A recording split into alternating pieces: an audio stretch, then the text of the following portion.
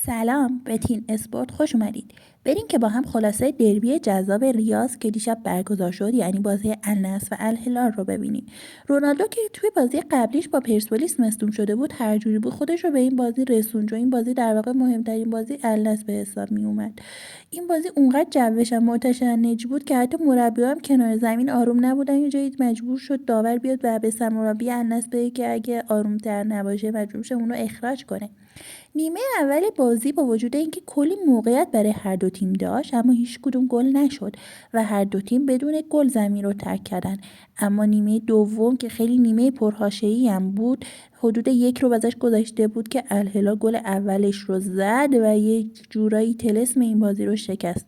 رونالدو بعد از این گل سعی کرد هم‌تیمیاش رو به آرامش دعوت کنه، اما کارساز نبود. حالا چرا؟ چون بعد از گل اول رونالدو یک گلی زد و اون گل مردود اعلام شد، چون گفتن آفساید بوده، ولی طرفدار النصر و خود النصر و مخصوصا رونالدو به آفساید بودن این گل شک داشتن و خیلی اعتراض داشتن. حتی یه جایی سرمربی النصر رفت گوشی خودش رو نشونه داور داد و بهش گفت که بیا ببین این آفساید نیست، ولی داور رد کرد حرفشون رو.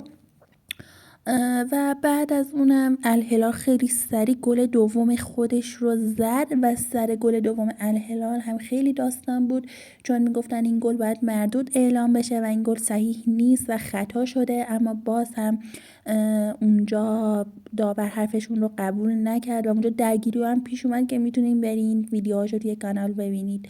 و بعد از گل دوم گل سوم هم زده شد و یه جورایی کار النصر اینجا دیگه تموم شده بود و الهلال 3-0 تونست النصر رو ببره. اما توی وقته اضافه نیمه دوم بودیم که داور یه کارت قرمز به یکی از بازیکن الهلال داد. حالا چرا؟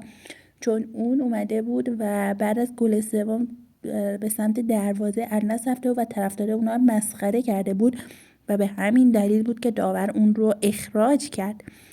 اینم از خلاصه بازی. اگه دوست دارید خلاصه بقیه بازی ها و تیمای جهان رو ببینید، به کانال ما سر بزنید. مرسی.